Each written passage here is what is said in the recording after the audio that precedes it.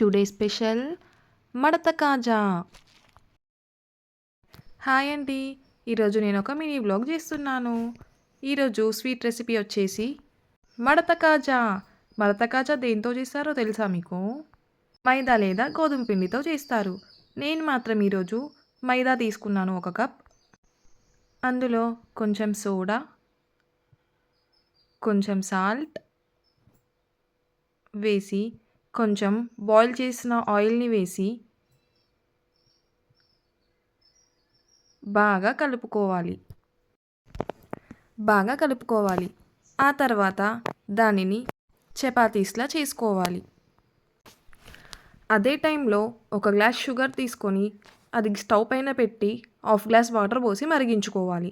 ఆ తర్వాత ముందుగా చేసుకున్న చపాతీస్ని లేయర్ బై లేయర్ వేసుకుంటూ కొంచెం ఆయిల్ అప్లై చేసి, కొంచెం పిండి అప్లై చేసి చపాతీస్ అన్నీ బాగా దగ్గరికి అంటుకునేలాగా ప్రెస్ చేయాలి.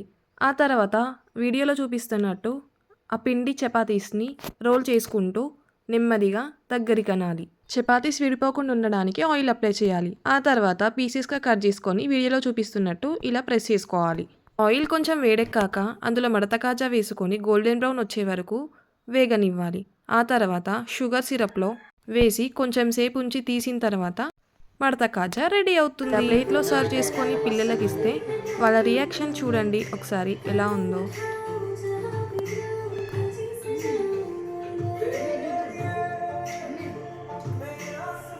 బాగుందా? బాగుంది.